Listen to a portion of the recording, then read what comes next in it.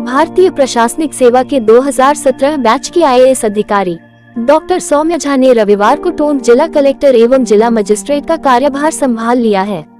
नवनियुक्त जिला कलेक्टर इससे पूर्व मुख्यमंत्री कार्यालय में संयुक्त सचिव, राजस्थान ग्रामीण आजीविका विकास परिषद में मुख्य कार्यकारी अधिकारी, गृह विभाग में संयुक्त सचिव एवं जिला परिषद टोंक में मुख्य कार्यकारी अधिकारी के पद पर अपनी सेवाएं दे चुकी है।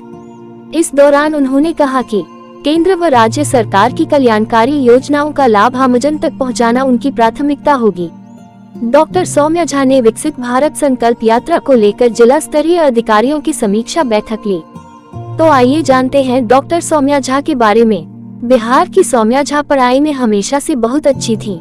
इसी का परिणाम था कि अपने पहले ही प्रयास में सौम्या ने UPSC CSE परीक्षा में 58वीं रैंक के साथ टॉप किया और उन्हें IAS पर नवाजा गया। इस क्षेत्र में आने के पहले सौम्या ने डॉक्टरी की पढ़ाई की है और वे MBBS कर चुकी हैं। हालांकि मेडिकल साइंस से ग्रेजुएशन करने के बाद सौम्या ने इसी विषय से PG करने के बजाय सिविल सर्विसेज देने की सोची और तैयारी शुरू कर दी। इरादे की पक्की सौम्या ने पहले ही प्रयास में सफलता पाकर यह साबित कर दिया कि उनका फैसला सही था। सौम्या मुख्यतः बिहार की है और उनकी शुरुआती पढ़ाई यहीं हुई है।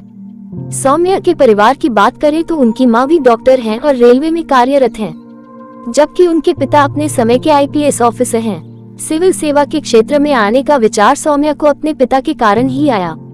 हालांकि यह फैसला वे थोड़ा देर से ले पाई और उसके पहले वे MBBS कर चुकी थी। सौम्या ने अपने पहले ही अटेम्प्ट में पूरी ताकत झोंकने की योजना बनाई थी और बहुत हद तक वे इसमें सफल भी रहीं। पहली ही बार में सौम्या ने न केवल सफलता हासिल की बल्कि वे टॉपर भी बनी। सौम्या तैयारी के विषय में कोई भी सलाह देने से पहले एक जरूरी बात कहती है कि कभी भी किसी दूसरे को देखकर या उसकी स्ट्रेटजी जानकर अपने लिए योजना न बनाएं। वे बहुत साफ शब्दों में कहती हैं कि दूसरों के अनुसार आगे बढ़ेंगे तो कहीं नहीं पहुंचेंगे, उल्टा डिप्रेशन में आ जाएंगे। सौम्या कहती है कि उनके साथ यही होता था।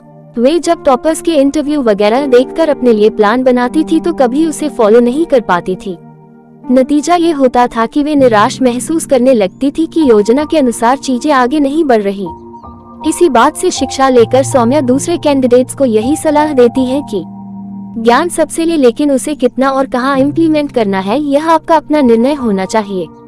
अपने लिए खुद प्लानिंग करें और खुद तय करें कि आपको कैसे और कब पढ़ना है। जो दूसरों के लिए काम किया वह आपके लिए कभी काम नहीं करेगा। अगली जरूरी बात, सौम्या पिछले साल के पेपर्स को मानती है। वे कहती है कि सिलेबस ठीक से देखना जरूरी है, पर केवल सिलेबस देखने से आपको परीक्षा के पैटर्न का अंदाजा नहीं होता। इसलिए पिछले साल के पेपर देखकर यह जरूर चेक करें कि उन विषयों से प्रश्न कैसे बनते हैं। UPSC आखिर आपसे क्या जानना चाहता है। इसके बाद अगली जरूरी चीज है प्रैक्टिस करना। प्री परीक्षा के लिए वे खास तौर पर पिछले साल के पेपर देखने, खूब मॉक टेस्ट देने और रिवीजन करने पर जोर देती हैं। सौम्या कहती है कि नोट्स जितने हो सके उतने छोटे बनाएं ताकि अंत में समस्या न हो। सौम्या को भी चीजें याद रखने में समस्या होती थी, इसलिए वे बहुत ही कंसाइज नोट्स बनाती थी। अगला जरूरी प्रश्न कैंडिडेट्स के दिमाग में आता है आंसर राइटिंग को लेकर। सौम्या कहती है कि लोग ये तो बार बार कहते हैं कि आंसर राइटिंग प्रैक्टिस बहुत जरूरी है, पर उसका सही समय नहीं बताते।